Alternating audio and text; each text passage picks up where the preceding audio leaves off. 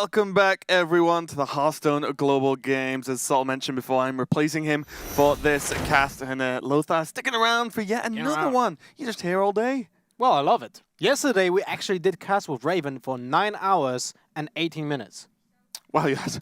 I didn't time it myself, but I knew it was 5 great matches of Hearthstone. We've got another great one coming up right now. It's going to be France versus Canada. Both these countries very prolific in Hearthstone. French, very much the French players very much known for their almost enclosed scene. They have a lot of like France-based tournaments. They have a huge streaming community as well. Some of them do travel out into other events as well. You know, Unneed, Tars, players like those actually go out and play in a lot of other tournaments, like DreamHack, for example. We met up with Talk in France as well. What I wanted to say. He was actually shooting with us the commercial for the Hearthstone Global Games. And we met him at DreamHack Winter when he had actually a top 8. He also had a top 4 performance at DreamHack Valencia, which was happening in 2016. Other than that, Besma Mod is actually a guy that had qualified for 7 Magic Pro Tours. Oh, really? Oh, okay. Not too shabby at all. Whereas looking at Canada, we have Sidonia, who really blew up last year with his HCT performance. Didn't quite go all the way at BlizzCon, but definitely a player that's been growing and growing since his first appearance on the the big stage, so to speak. APX Void, it's actually a teammate of Green Sheep on his new team now. He's actually a really strong player, and it's good to see him on Team Canada because I believe he's definitely one of the best players in that region, actually. Wow. Just one of the it just kind of flies under the radar a lot, though, right? Yeah, that's what I wanted to say is that YouTube will disagree. You know who's the best player in Canada, right? It's Crip, of course. Crip, of course. Of course. Right. We see some nice shots of we were in France not too long ago, although we weren't on the coast, so that was very nice. We were in Paris hanging out for that commercial. That was definitely a lot of fun. But yeah, we can see Hot Form as well, a very well-known player, mainly streamer now, and then Purple. What a champion. Purple has got many, many results. He comes up with some crazy decks. And also, when players like, for example, Firebat train with Purple and practice with him quite a lot, if you don't know Purple, that's all you need to know, to be honest. That speaks volumes. And I expect some great things from him, as well as he is a bit of a deck builder himself. And again, as we've mentioned, this new expansion, new rotation, and we've seen all sorts of things just in 2 days of the Hearthstone Global Games. We can see what classes and what play order these are going to be going in. It's going to be Hot Form versus Talk first. Shaman, Rogue, or Rogue and Priest for those players. Diz Demon and APX Void are the ace players as well, with Sidonia and Diz Demon in the number 4 spots that may not play.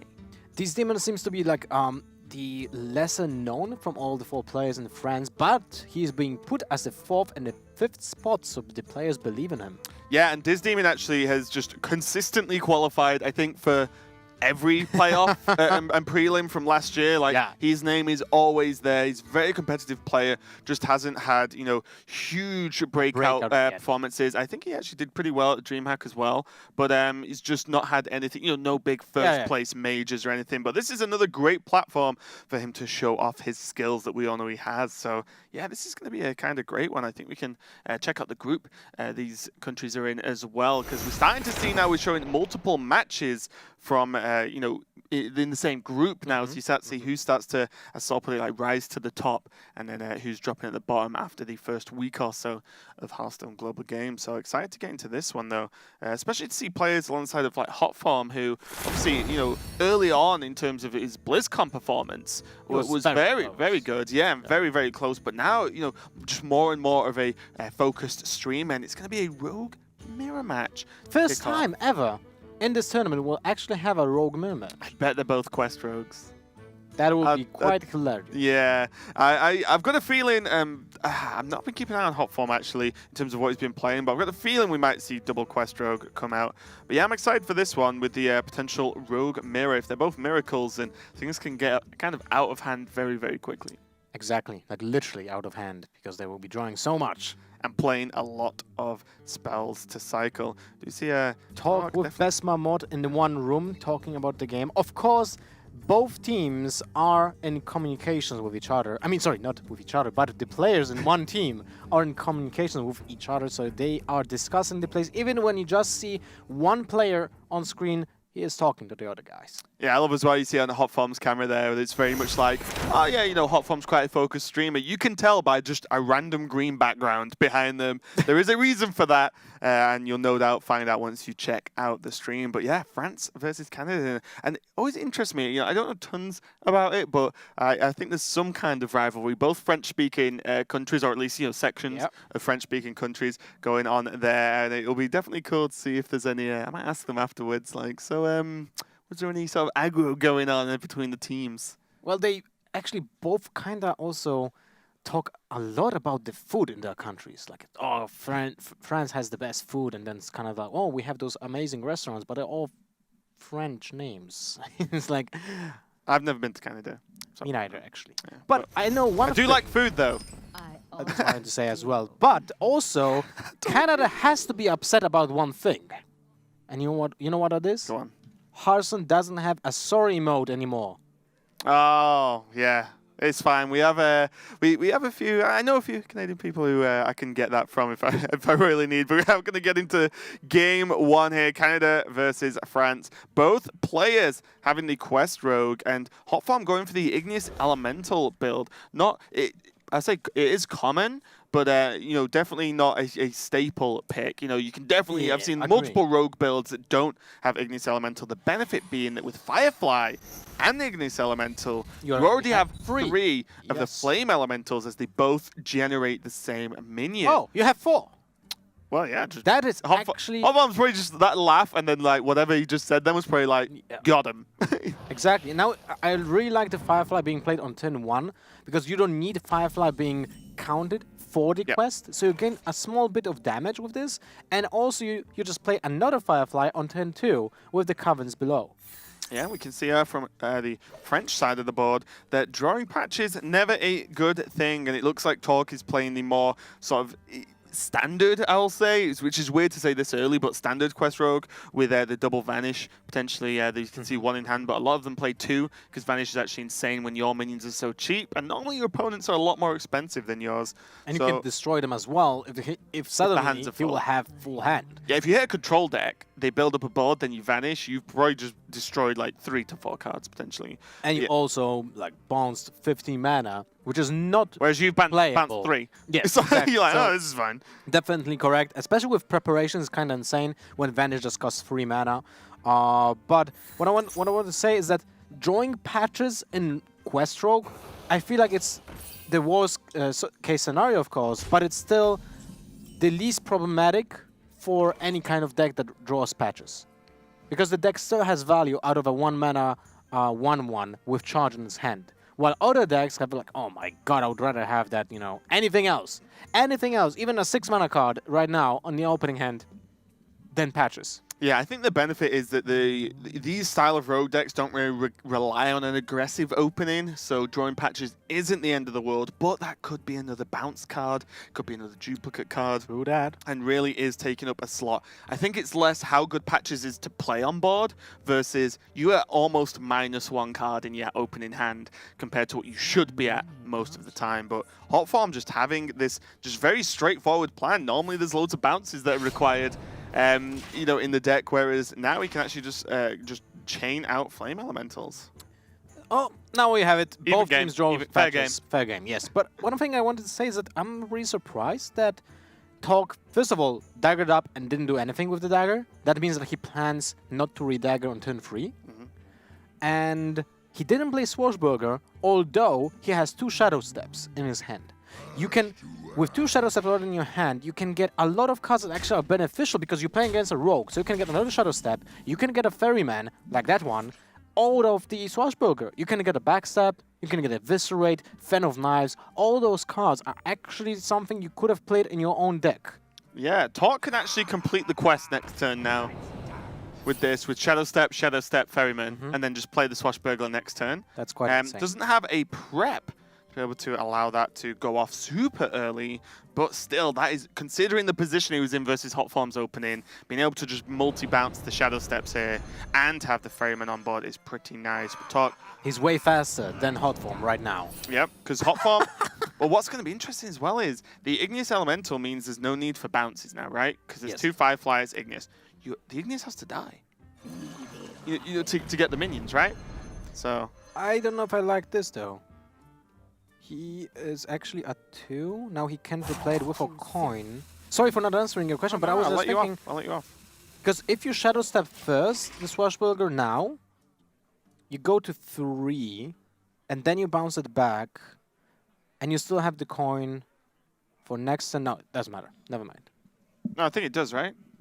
Because would he not be able to, if he Shadow Stepped, replayed it, then because it's 0, Ferryman, he's in the same position, and then he still has this in hand. He plays it again next turn for the last, which is still 0. And he has another card. And then he can just coin out the quest. Because next turn he'll be on 4. He finishes the quest and goes to 5, right? Unless I'm missing something. Well, he can still. At some point, he has to pay 1 mana for Swashbuckler. Anyway. Oh, yeah. Because he will bounce it back. Sorry, I'm missing something. Yeah, these quest rogues stress me out. But yeah, it is going to be almost around about the same time. Both players are going to be able to get the quest stuff here. Because as you said, it can't be next turn now for Talk, which is completely correct. And unless there's a prep. But yeah, this is going to be pretty slow from both players. I say slow, getting it out on turn 5 or 6 is slow, but it actually is. The quest roads can go pretty fast. No, can still get a prep from the Swashbuckler here. No way, he actually did get it. I was joking. Don't ever joke again, Lothar. I think this is the 3rd time I actually say something and it happened. Caster skills, that's what that's called. So you can actually replay it, prep out caverns below, if he wants to this turn. And Venom will not really be that helpful in this matchup when you're getting damaged with 5, because of minions. You're probably dead anyway. Yep. So the Envenom is actually unplayable here, most likely. Even just play Patches and Glacial Shard. Whoa. Wow, this is actually kind of This is nuts, yes. This spells GG. He can freeze the Ignis Elemental so it can't die. Wow, this game got out of control very, very quickly. What looked like a very straightforward opening from Hotfarm was just not as fast as drawing double Shadow Step Ferryman. And prep from Swashbuckler. Yeah, of course. Like the prep has really opened this up. But, with Hot Form, when you say, oh, you've got all 4 cards you need, well, getting that Igneous dead is going to be the problem now. 10 for quest with 3 minions. Does he eviscerate his Igneous? Well, he can. I mean, you lose the game anyway if you just eviscerate your own minion. But if you don't do that, you have no way of coming back into the game. It's kind of ridiculous when you think about it. If Hot Form would have actually have a prep, he would still not be able to do it because he only has 1 flame elemental in the quest. Yep. So he needs to play the 1 he's got in hand and the 2 from the Igneous. Yes, and that's 3 mana. Yep. So you still don't have, even with the prep, the quest couldn't still not be completed. That means that 15 damage that is on board on your opponent's side is gonna almost kill you. Well, I don't even think it's that. I think it's gonna be checkmate the other way, where no matter what you do here, I believe the 5/5s will just trade into the minions. So if that the depends on the draw. Yeah, but I just mean, so if the quest is procced, Hotfarm has no minions on board, so they're not gonna. There's no minions to give buffs to. Obviously, the buff is constantly live. Then you need to be able to play the minions on board. I genuinely believe he did go for the eviscerate. I genuinely believe that Talk will just try and mass trade. Well, let's see. Because if he will not be, if he dies, right? Yeah, if he doesn't kill his opponent, he needs to trade. That's definitely correct. Yes. So Envenom might be actually good here. Just kill off one of the 1/2s. Wait, 20 damage, 21, 23 damage, if I'm counting correctly. Yep. Because Razopel Volley doesn't do any damage, it just gives you 2/1 petals. Yeah. So that's 3 damage, 4 damage. That's 19. 20, 21, 23. Yes. Yeah. So it's not going to be enough, but this will help clear up another one of the minions. So the 2 petals will actually kill 2 of them. All Talk needs to do is just secure this board once, and then he should win. That is correct. But no more Envenom. And I'm not sure if Envenom wouldn't actually be better here. No, it's still just 1 minion. Because you have 1 charge on your dagger. Yeah, it's the 1 charge on the dagger that changed a few things here. But you can kill off everything but 1. Not bad. And a lot of the time as well, these minions being 4 health, doesn't really change anything. Like, it doesn't really matter. One, we've already seen Eviscerate. Now they can't be backstabbed. So the 4 or 5 health doesn't matter, especially in the mirror when you're either doing 1 or 5 most of the time, right? So it just doesn't make any difference here. Stone Tusk Boar is a charge minion as well, but Hawthorne wasn't short of those because he had patches available anyway. So now the best he can do is kill 2 of these minions with the quest, the patches, and then the Flame Elemental on the board. Still not terrible. Although, if that patches would have been in the deck, he would have been able to play a Pirate and then charge with the patches out of the deck. Yeah, wouldn't be able to kill 3. Yeah. Well, he doesn't have the dagger, so he wouldn't be able to attack with deckhand, but at least he would build board with another minion. So there's a small difference of having the patches or not in the opening hand. Yeah, and I think the discussion Team Canada are having right now is what do we even do? And I think it's the play to just try and hang on for another turn also. And, Blade of Cthulhu's going to be interesting because it's just a dead card. Pretty much, like, there are so many cards that the Swashbuckler could have got, but Blade of Cthulhu, turn 9, that is a long time. Like, that's too far away to make an impact on this game. To be honest, just going for it. I would rather get the cartoon and prep than not prep another card. The prep was insane. Sure. The prep won the game for France. Ooh, well, this is actually... Is it lethal? Should be lethal. No, wait, because Vanish is for 6, so you don't have access to 1 more mana to charge with a minion. Yeah, and the thing is as well, there's 10 damage in hand. Well, 11 in hand from Hotform. Next turn, and that's like unstoppable damage as well. So I think Torque has to trade here. But if Hotform draws 1 more charge minion, he suddenly wins. It's just the game. That's how like straightforward this game becomes once both players have Crystal Core live. It's kind of crazy here. Okay. Oh, he's gonna vanish. Okay. So now Torque has 2 charge minions. So does Hotform, but Hotform needs 1 more. As the Flame Elemental won't charge. So nice vanish there from Torque. What's this gonna be? Is it a charge minion? Ferryman. It's a Ferryman! That's gonna be game. Wow. And although Torque had an insane draw from his own Swashbuckler for the prep and the quest, it's still gonna make it, right? 4, 6, 7 mana, right? That's what I need. Yes. I was confused for a second because they didn't go for it just instantly. double check, but yeah, well, the thing is, as I said, all these players are talking with their teams, and when that happens, you go, okay, guys, is this definitely lethal? It's worth the question, worth double, worth triple checking here. And Hotform has got it. What a swingy game that was. Hotform looked like he was in a fantastic position right at the beginning because he just had the 4 minions he needs, but naturally without bounces. But it was slow. The Glacial Shard on the Igneous was great to stall it out, but then Hotform went for the self-eviscerate on the Igneous to proc the minions, and then that was enough to actually snowball the effect forward. And yeah, Torque was so close, but just being the 1 mana off Vanish and then replaying a charge minion to end the game, and that's Quest Road, guys. Actually, very interesting game to watch, since I was almost convinced the game is over when the prep was just played before. Yeah, that was insane. First quest that is being played puts you in a major advantage, and with that eviscerate on its own minion from Hotform, actually and managed to just give him a 1 turn faster clock because of the Glacial Shard that was played, was actually an awesome move and a very surprising game.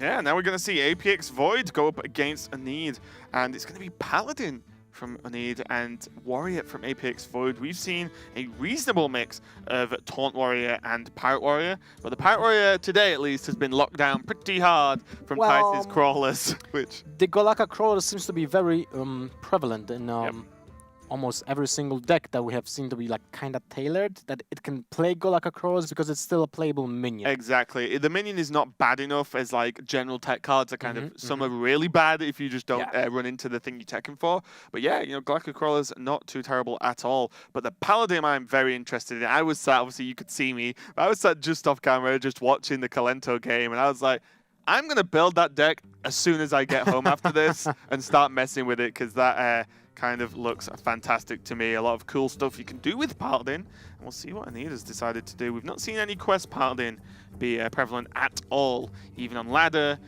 or in tournaments so far. But Apex Void is going to be on the Warrior as well, so a lot of cool things to consider here. My personal opinion about the quest Paladin is that it probably will see it maybe in the next expansion, when we'll see more buffs released as spells. because Galvadon seems nuts. Yeah, It's Galvadon like- is great. It's a game-ending minion.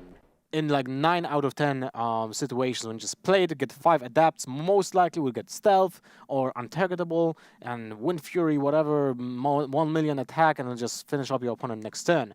But the spells that are now being played on your minions are not really that powerful or fast enough yet. And also as well, Galvadon's one of the few quests rewards that can just be dealt with getting nothing done, right?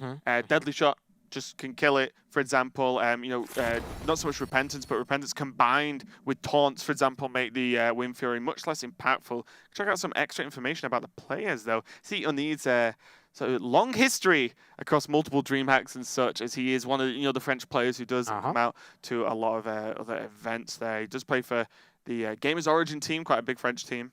And Wants the world to know that baguette du fromage is the incorrect way to try to speak French, and you should use baguette avec du fromage instead. I don't know if I actually spoken that out. Probably correctly. sounds better than me still, Lothar. That's fine. I'd have gone baguette avec du fromage. Well, it has a mage in it, Well, right? there you So go. it's correct. But when it comes to Apex Void, he is known one of the fathers of Tempo Mage, and is often looked to for innovations and advice for the deck. What I can also tell about him is that he is a long-time card player. He actually started playing his first adventure with card games when he was 8 years old, and that was Yu-Gi-Oh! Oh my God. You had problems with French, I have problems with English, that's why I'm a caster. So we are going to get straight into this game. There is a need on the Paladin versus Apex Void on the Pirate Warrior. So it is Pirates. We're going to see what options Unid has to defend against this.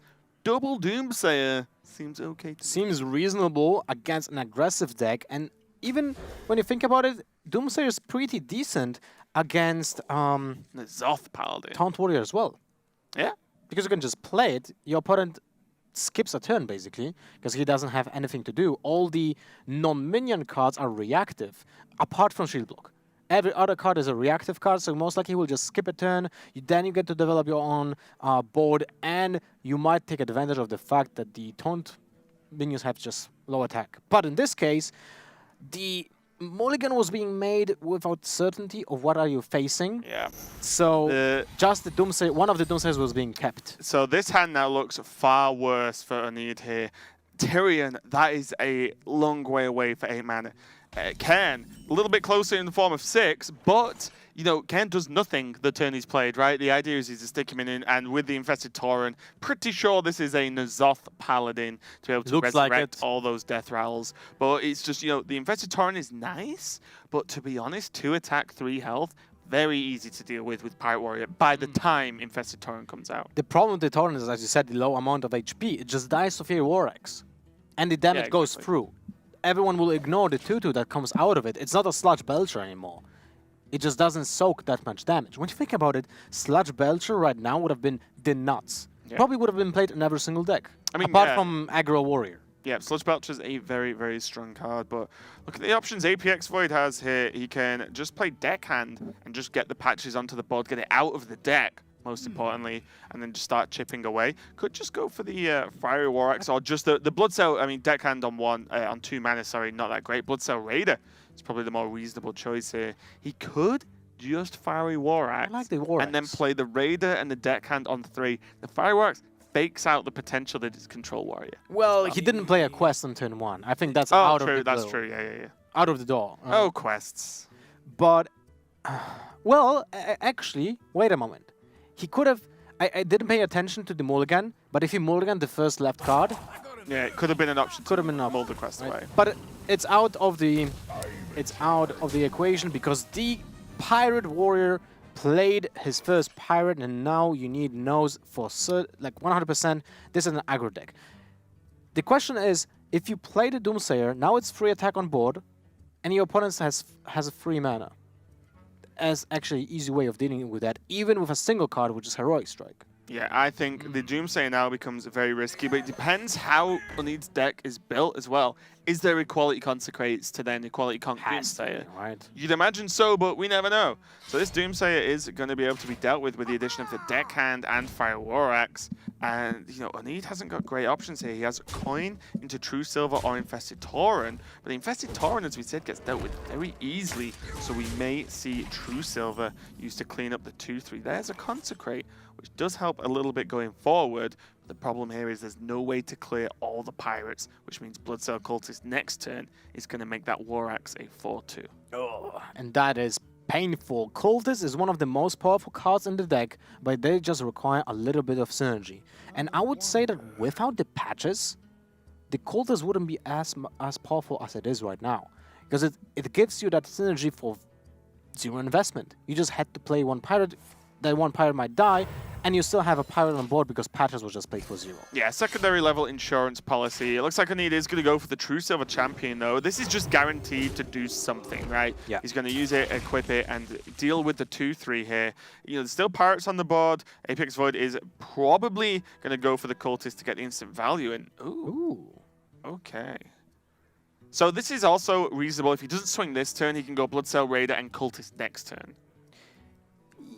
Yes, but then so he can just smoke on face. Okay, this makes sense when you don't have another weapon in hand, and I actually like the Cochrane Elite more because of that. When I think about it more, the curve out on 5 might be way more important than just one swing of the weapon right now, just because of the fact that you don't have another weapon. Like, if you would have had an Arcanine Reaper instead of the Heroic Strike, I would probably go with the Cultist here and just swing with the weapon. But here, you are just way more efficient with the damage because of that fact. Still, the Cultist just dies to True Silver Champion. Yep. So it doesn't really buy that much damage. In this case, would have to be pushed to swing the True Silver Champion into the Cochrane Elite, and that deals 6 damage, and not just 1. Because of the Cultist would just, you know, deal 1 effectively. Yep. So Unid's got a few options here. I imagine he's just going to clear up the Cochrane Elite and go for the Infested Tauren. The Tauren does kind of battle for the board a little bit, even though you can see the weapon would trade straight into the first half, the 2-2 clear up one of the minions afterwards as well. Anything else just feels too slow. Consecration does not do enough. Acolyte, you're just asking to get punched in the face again. And Dirty Rat could be very risky with no real follow-up other than hero power behind that. Still doesn't look great for Unid and French team. He is edging closer to that Tyrion, though. Just slowly but surely, but a little bit closer. Still Captain oh! Greenskin. I mean, that's also a good card. Captain Greenskin. But still, you go for the multiple minions because it's 1 turn away from Consecration with equality. So cards like Cultist or Bloodsail Raider are outside of that range. Also, as well, this is just the harder combo to get off. Yes. Like, Captain Greenskin just does the buff like this, the upgrade style buff on its own. It just does it. You know, you play the card, get the buff. Whereas this, you know, you want to chuck it on while you can, where you can get the most value. As you said, it does dodge the equality Consecrate as well.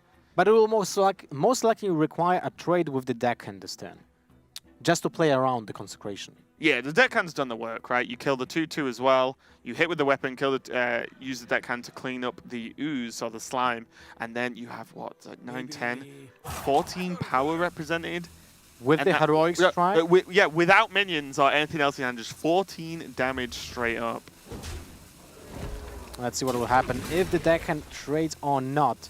Patches will deal the 1 damage to the face 100%. Now it's all about the deckhand. It goes face, so he will lose the Raider to the Consecration if it happens.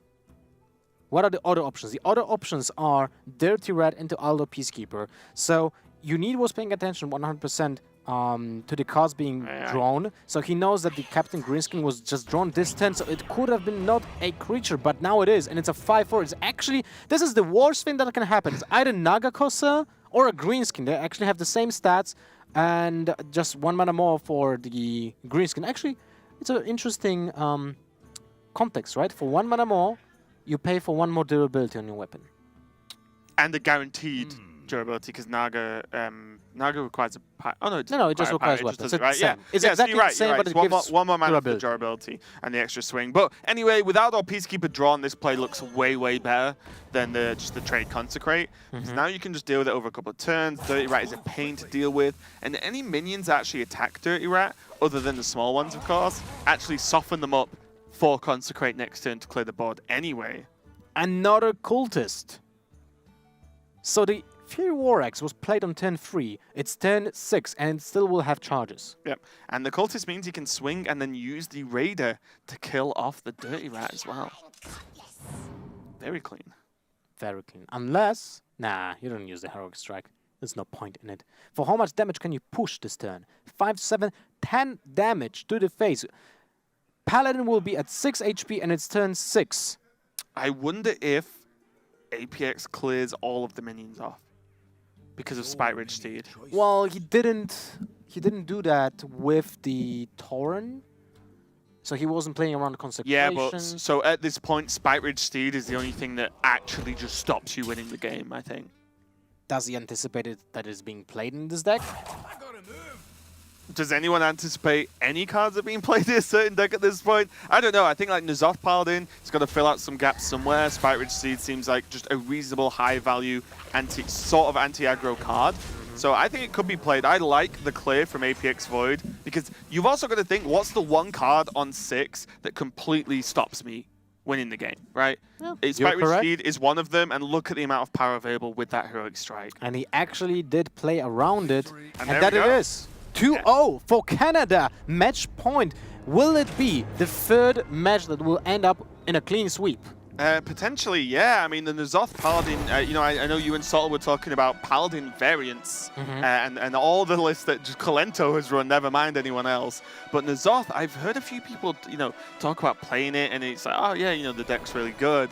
But I don't really understand how the game looks today, how you can almost reliably get to N'Zoth. A lot of the time, I think the fear factor of how many aggressive decks there are, that is N'Zoth just too slow because you don't have, you know, the warrior just play a million taunts style and the armor gain and the super hard removal like execute as well. You don't have those options. It's mainly equality, and we saw Aldor Peacekeeper there to reduce it down. Right? Yeah. But other than that, I don't know. Maybe the other versions are a little bit better, but it didn't quite work out there for Uneed, but he did mulligan away the second Doomsayer because he just didn't know whether it was Taunt or Pirates. And it's the power of Warrior at this moment in the meta.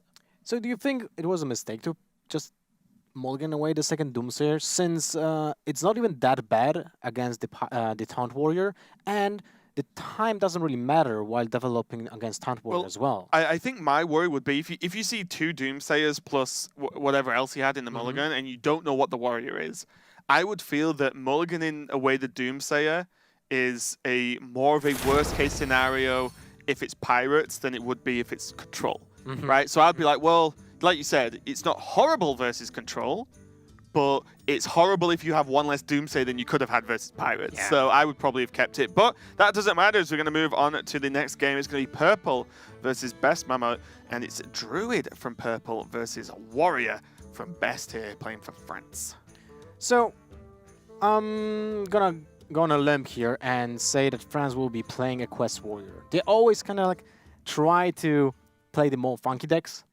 So historically speaking, the French scene always had a more... He basically knowledge of the French scene on Tars. Because, you know, that guy played Summoning Stone at DreamHack, so that's pretty reasonable. But we did just see N'Zoth Paladin, but it does depend how the team decided to build the whole lineup, how they built the pairs of decks as well. Because it might be that, you know, Pirate Warrior they just feel is better, because maybe they're running more control decks in the rest of the lineups here. All right, some facts about Purple and Best Mammoth. Purple has won 2 major events. 2015 America's Championships and DreamHack Winter 2015. That was already 2 years ago. Yep. I feel like me and TJ are in sync with some of these information. Like Purple again mentioned that his Firebat is one of his practice partners, along with many other top tier players. And Best Mama is actually on a team with Pavel, and now on the French team with Talk, and his outside of Global Games Hearthstone team as well. So that's kind of cool. I know he's a big name in the French scene as well. So we'll see how this one goes as Druid versus Warrior. Did you see Best Mammoth talked about cheese and wine of France? I told you, everyone in France is kind of crazy about food and stuff. I've been to France a few times, and I'm crazy about their food too. It is kind of great. Seems good. Anyone who talks about foods and appreciates it is good in my book. You got something nice to eat last night, didn't you? What did pick we the eat? food. Oh yeah, right. I picked everyone actually. Me, Sotel, and Raven had exactly the same dish. And Subtle was just thumbing up. It was good, guys. It was good. There's actually good places around here. And hello, Purple. This looks like a Yasharaj deck. Wow. Given away by the fact that Yasharaj is in the opening hand, just in case you didn't spot that little nugget of information. But there's been a lot of players, I think most notably Frozen, experimenting with an extremely heavy ramp druid, Yasharaj. Obviously, Barnes slips in there, but when you look at the list Frozen's been playing, it looks great. You look at a normal deck list, and the curve is pretty normal, right? You know, there's a roughly even amount of curve drops and cards in the deck. You look at this, and it's like, oh yeah, there's like 2/2 drops, 3/3 drops. Oh, it starts now at 6. You know, like it just goes like tons of 6+ drops in the deck and barely anything under that. Earthen Scales is a nice inclusion. We talked about it in the Jade Druid matchup that we cast earlier today. But, you know, with so many big minions available, 1 mana gain that much armor is pretty cool. There's Barnes and the chance to just play it on turn 1. With Ishar, turn 1, kind of crazy, right? Do you do it, Lothar? That's my question. Well, with my experience in Ishar, even when you have only 4 minions in your deck, you're not going to hit it reliably. So that just screams lack of confidence to me, Lothar. It's all about that. Just turn 1 it, you get Yasharaj, win the game. Next. Too much Madame Goya Shaman, man. Well, but this could just straight up win the game. Yeah, of course. And then it's a high roll that can just give you a free win. But I wanted to say, not only Purple is jacked as hell, but he also changed his skin color to actually purple. Yeah, he's just role-playing. Subtle would be proud, no doubt. Double Primordial Drake in the opening hand shows the kind of high curve that this deck is going to run. I'm excited to see what the big drops. Purple not going for the Raven style play of all in every single time. I'm the type of guy who just spams Astral Communion even at the worst case scenario just to see what happens. The Deity Rat might be detrimental in this game, although if it gets Barnes. If it no, not that. It can be played on turn 7, example, with a Brawl. Yep. Or later on. And then it gets out a huge minion, it gets killed with no, like, you know, real effort. That's actually amazing. Well, it's what's swiftly becoming the standard setup for these control warriors is that you build up your taunts to just delay the game, then you go Dirty Rat, Brawl, and then play Sulfuris on 10, and then you can start just setting up for, you know, your hero power then dominates the board. Do you see the Giant Anaconda in the hand as well? Another card that, again, wasn't on Frozen's list, at least, where this death rattles and pulls out a large minion from your hand, I believe. Yes, from your hand. It just gets you a 5 attack minion or more on the board. Primordial Drake, not a 5 attack minion. That is true. Actually, it wouldn't pull anything out of it. Yeah, that's what I mean. Interesting. Okay, well, the Discover options for the taunts. Bog Creeper does feel nice, but that is some hefty long-term planning when often, maybe even against this type of druid, you want to just get, like, Iron Fur Grizzly this, well, maybe actually Faceless Shambler, just to be able to get them out early and spam them out quick, as currently, other than Dirty Rat, there's nothing taunt-wise to play next turn. I don't know about that. I like the Bog Creeper. Just like, druids don't really have much to do about they have Yasharages. HP minion. Well, if they can innervate out Ishar, let's say this turn will play Wild Growth, they are going to 5 mana. It's gotta be Coin Barn. 8. If they're gonna hit like another Wild Growth and then top deck Ishar, sure. Oh, there you go. Exactly. I told you. I mean, look, I wanted to turn 1 Barnes, but come on, Coin. Go. Wild Growth this turn, and next turn you have 5 mana, you can innervate out the Giant Anaconda, but the problem is, then you still don't have a 5 attack minion in your hand. Yeah, sure, so it's not the best. What was that? Oh! Well, that's sick. Pulls out the Anaconda. Yeah, it's an Anaconda and Anaconda. Woof! People from the 90s are like, where's Jennifer Lopez? You know what's really funny as well? The artwork for the Anaconda is great, but every time I look at it, so what it's doing is wrapped around like a beast, right? And it's the beast's arm it's killing, it's just sticking out. Oh, it looks like it looks like the Anaconda's got an arm, and it's like gesturing to some extent. She's a very evil Anaconda saying, $1 million! Yeah, I know, it looks great. It looks like some kind of gesture. I feel like this should just be a nice, like, you know, a cup of a nice non-alcoholic drink in the hand there, because this is a PG family show. The question is, do you attack into the other Anaconda? If you get another minion, do you go into this vicious circle? Oh, he's doing it. He's going to get rewarded. You were going to get rewarded. No more minions with 5 attack. That, That is a tough call. And look at that. Now the Dirty Rat will get played, but they will pull out a He doesn't think there's any minions. Exactly. That's the read. Oh, there are no minions in the hand. I'm just going to jam the Dirty Rat. This was genius by Purple with this Anaconda play. Absolutely genius. He just bait and switch. 100% debated there for Best Mama as the Volcanic Drake does come out. So what could have been a amazing sort of tempo gain to a certain extent for Best is sort of switch back on himself after going for that Dirty Rat, but the read said there was no minions, or no big minions at least. Could have been anything apart from something that has fire. Could have been anything but a big minion. Suddenly a 4/8 appears for 0 mana. That's a good ramp, I would say. It's like 4 innovates. Yeah, Might could go a little bit wider with Maya Keeper now, and this will put him in a position to innovate out another Primordial Drake next turn as well, which could help out, but also Purple needs to be very, very conscious of the brawl, right? You don't want to go so heavy on the board that one brawl will wipe you out, especially when only one of your minions is big at this point. You know, the other 2 minions that could survive a 3/3s, that's not going to cut it versus Control Warrior. Definitely correct. And if you would like to kind of overextend into a brawl, but not really, he has to get the second Anaconda and another minion in his hand. Yeah. Death Rattle's often the way to make that brawl a little bit less brutal for you if you end up losing them. Ali Armsmith gonna hit the board. Doesn't look as intimidating on 5 as normal when there's a Volcanic Drake chilling. Oh my god. Imagine if that would have been in the hand and the Anaconda just died. Suddenly a Deathwing appears with no drawback, just a 12/12 chilling on the board on turn 5. It just would have been great with Barnes, 1/1 Anaconda. Okay, let's kill the Anaconda. Into another Anaconda. Okay, let's kill that Anaconda. Oh, Deathwing! Well, already though, to be honest, you can see how this deck can kind of just get out of control, right? You know, the minions are so big and there's a couple of chances to get them out. Even Innovate Anaconda on 5 could really start to snowball the deck. Definitely correct. Now there's a way for the Besma mod to clear the board and play Bog Creeper next turn. The Sleep with the Fishes alongside Acolyte of Pain and Whirlwind actually draws you 2 cards as well. But then you destroy, of course, the Acolyte of Pain. But it's still okay, right?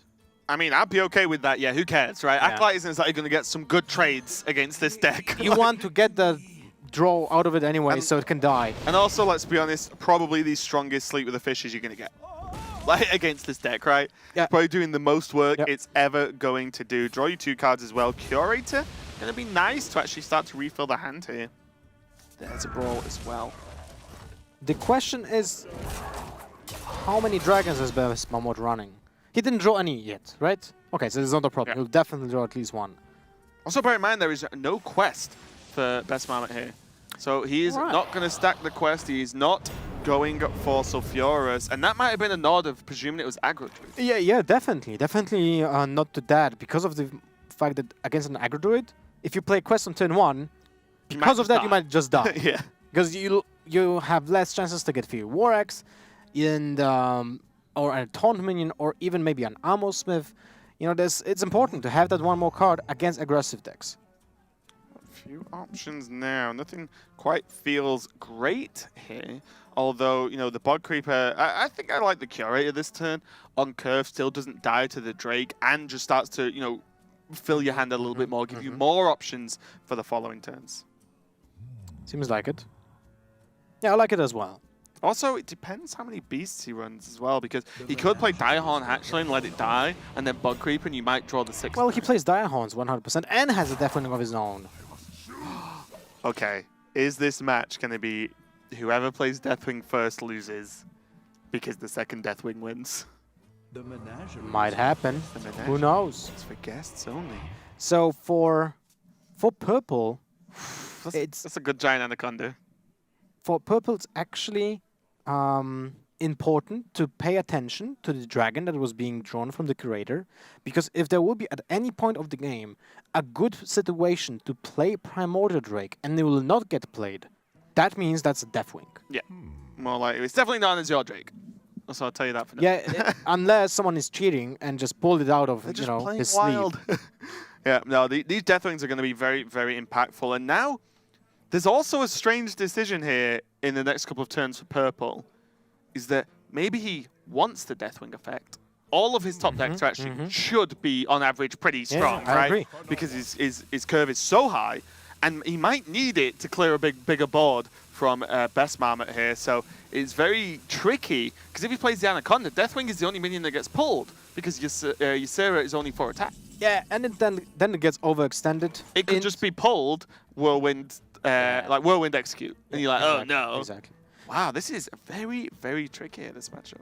Oh, look at that. Best Marmot actually pulled a Primordial Drake, so all I said about Primordial Drakes doesn't matter now, because he can actually have 2 in his hand, if he plays the one that he has it. Yeah, imagine he's going to hold on to the Drake, though. Drake's actually really nice for turn 10 execute combo. Yes, definitely. It sounds expensive. Or the sleep I've got my 10 mana combo to execute. But yeah, exactly. Any sort of damage, proccing effects like that are going to be really nice because it sort of stabilizes your board because the health is just so high on that thing. And, you know, removes a big threat in the same turn. So imagine this might just be a, you know, Bog Creeper, maybe the Oni Direhorn plus hero power. You know what can happen?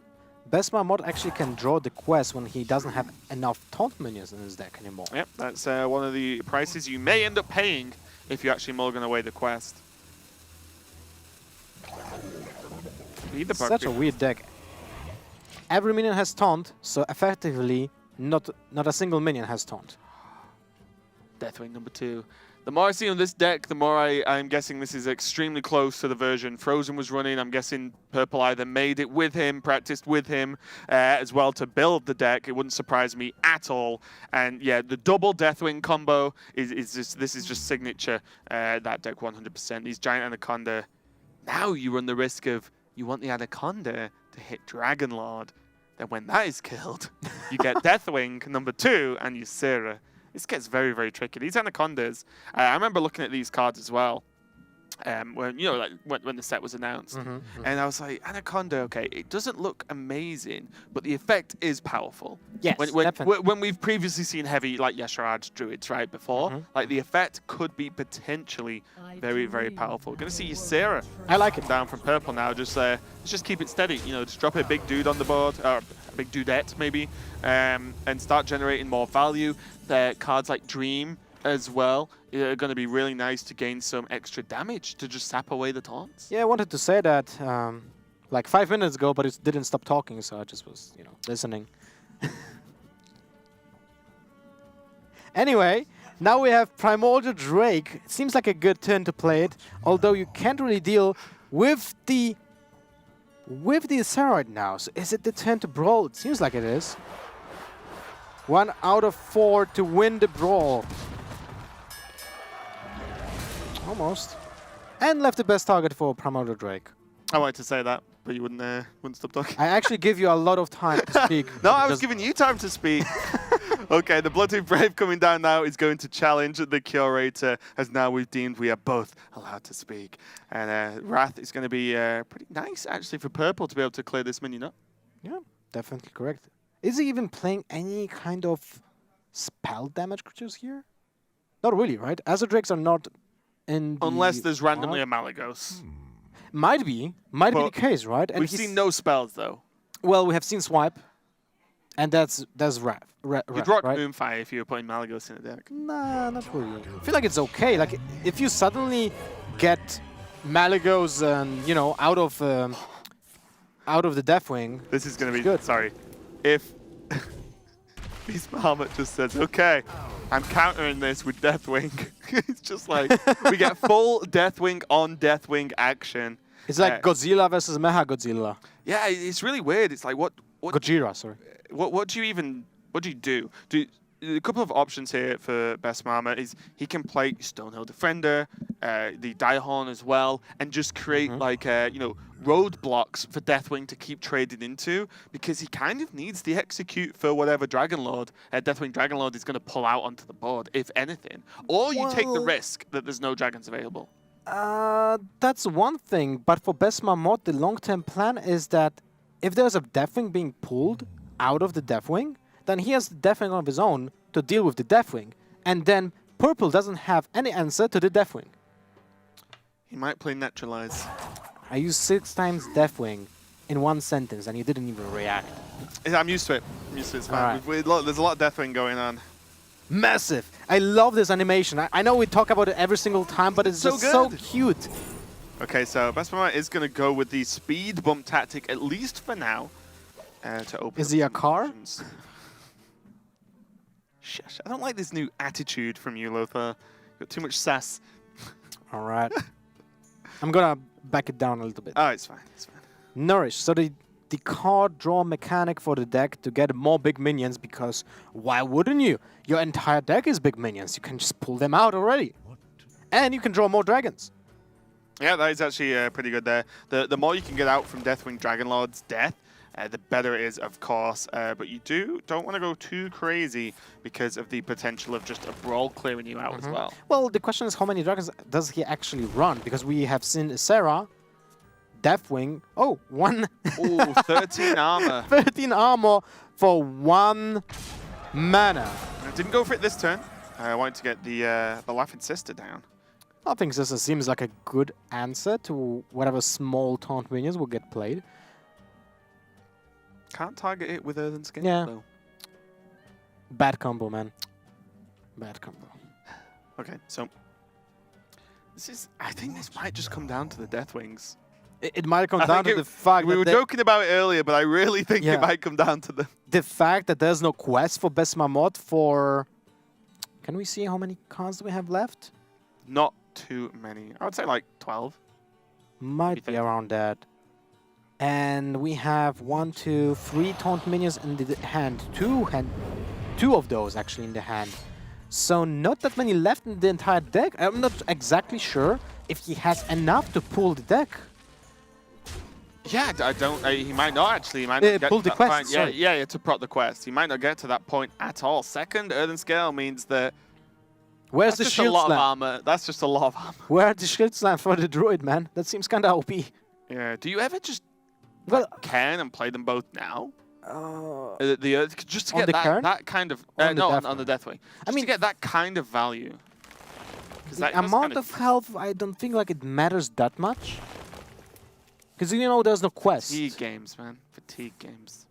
I like this. Like, how often are you going to gain this much armor and this much value from 2 mana? And what it means is you positively trade into the Drake.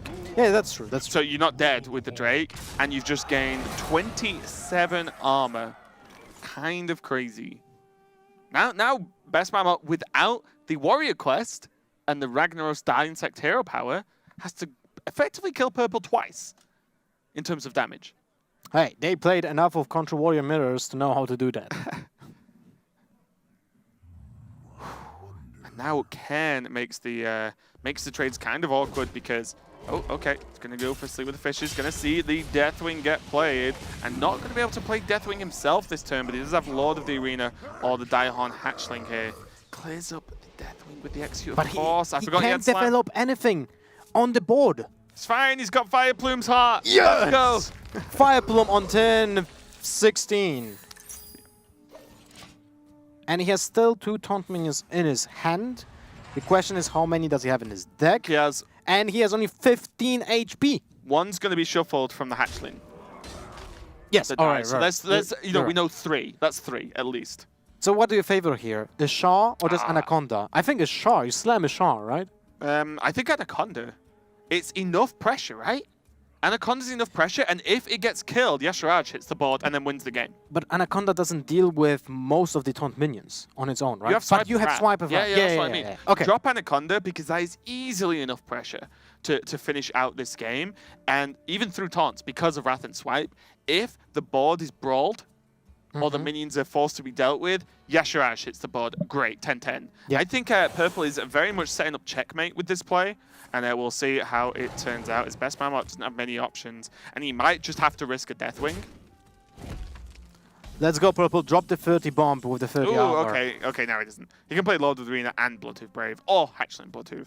Being able to play 2 taunts this turn versus 1 changes everything. Still fine, because Purple just can easily deal with both of them. Use his hero power as means of trading, and that's actually great. Yeah, but the difference here is being able to play 2 taunts. 1 starts towards the quest, and means he can put 2 roadblocks in the way. Whereas if you just Deathwing, there's 3 taunts gone. Yes, he's probably not doing that quest. Yeah. Whereas this, he might still have a chance. Moonglade Portal. We didn't see that being played in any competitive decks yet. Seems like it found its place right now. Yeah, it is in this list because there's just not as much healing available. And it's really nice as well because the minions are just pretty big from there. Although I did play against someone today who got the, I can't remember the name of the card, but the 1/1 that summons a 6/6. Oh, the Ogre. Yeah, the Goblin guy that summons him. He got like a 1/1 from it, and I was like, all right. Feels good. So the Wrath is going to be used to help clear this up. Oh my god, a Black Knight. Well, that's a tech card that we are starting to see more and more often, especially in just aggressive decks that just curve out on Black Knight. Yeah, they just want to be able to kill mainly Ali Armorsmith, I think, actually, because that's the one that causes a lot of problems with the high health and the armor gain. Well, you know, any taunt minion that just dies for 0 effort seems like a good choice, right? But yeah, definitely Ali Armorsmith is like the top-end target. Yes. And now look at that. Enough of pressure to actually kill the warrior next turn, and it might be the case that Best Mahmoud will have to pull the trigger, play the Deathwing. I expect nothing less from Purple, to be honest. I expect nothing less. This has to be a Deathwing, and then he is going to be upset when Yasharaj... Well, no, he's just dead then. Yeah, swipe hero power. Oh, that's a good point. But he can't armor up. He has no other choice. Yeah, he has no other choice. He needs to Deathwing. He just punches him with the Yasharaj, though, so it's fine. You definitely don't swipe hero power this turn. Yeah. Or maybe you do. You trade Yasharaj into Deathwing and then go, oops. Oh, okay. Purple's going to finish this one up. There's a reason, you know, players like Purple, Frozen, etc. have been talking a lot about this version of Druid. We've seen a lot of aggro Druid, but these guys do not mess around when it comes to deck building, and you can see why. Frozen, kind of like a Druid specialist. He played a lot of the Aviana Kun combo Druid, so you know he loves this deck. Purple just, yeah, it felt like it was almost like a hard counter pick against the Control Warrior. It didn't help that Best Mama Mulligan Quest because, to be fair, you've got to... The majority of Druids are aggro, right? So, you know, the logic behind that was completely valid. But yeah, that plus just the deck in general, the Anacondas coming out early on, was enough to overrun him. He didn't even need the second Anaconda, like for the Ishar, because of the swipe. He put so much pressure on the warrior that even without that Ishar pull out of the second Anaconda, he would finish up the game after the Deathwing, which is kind of insane when you consider you're playing against a warrior that plays taunts all the time and has armor up, right? Yeah, and Canada have just pretty much obliterated France here, 3-0. The first game, Hotform versus Talk, was on a knife's edge, basically, with that the double Quest Rogue, like the Quest Rogue mirror, should I say, was very, very close. Even we were like, oh, it looks like Talk's got it. Yeah. Oh, never mind, Hotform wins, because that's very much how that deck sort of plays out. But the other games after that, Canada looked very, very confident. We didn't even see Cydonia play. And Cydonia's, in terms of competitive pedigree, is one of the highest there in the Canadian team. So 1-0 for Canada and France at the bottom of that group. Let's say about that, about Cydonia, because he didn't have to play, but he is known for actually sweeping an entire team by its own, like he did against China when he actually penta-killed an entire team. Yeah, and something we've pointed out as well when you look at this group as one of the groups of death is, you know, Canada versus France. There's still Belgium, Denmark, Kazakhstan, Malaysia, all great Hearthstone countries. So any losses in this group, there is no, oh, okay, this was my hardest team to go against, we'll win the others. Because no, they're not that much easier, if easier at all. It's a tough group. That is an insane group. Losing at any point, it could be detrimental for these teams trying to qualify out. It's absolutely insane. Good matches, by the way. Amazing matches. Yep. Interesting decks. The entire day is filled with surprises when it comes to deck choices, and I love this expansion. Seems like even though we have hyper aggro decks, like the Pirate Warrior, like the Quest Rogue, well, it's kind of like an aggro, right? Yep. We still have aggressive. We have still the other spectrum for the control decks, for mid-range decks, for insane druid decks like we had right now, and it's super fun to watch. Or the priests. Yeah, exactly. The amount of decks being built and played around with is a lot of fun, and the fact that I'm pretty sure this isn't just a thanks, mate. Pretty sure this isn't a short-term thing. I think there's a lot of decks that are going to continue to be viable. But we are going to go for a very short break while we settle the next match, the best match of the day. No doubt it's going to be UK versus USA, so don't go anywhere. I'll be right back.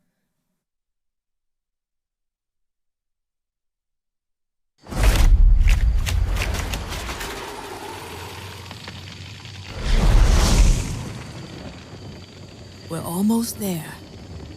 Quiet down, everyone. This is not like any of our previous expeditions. This will be far more ambitious. We're stepping into a land of primordial wonder. Infused with astonishing elemental energies. The plant life here holds very unusual properties. So don't touch anything.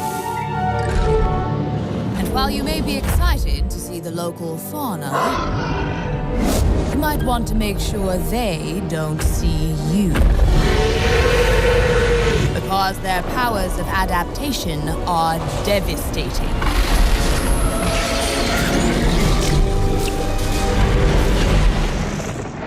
Make no mistake, we will be tested at every turn. But if we stay on our guard, we might just survive. Now then, are you ready? Then let's journey into Ongoro Crater.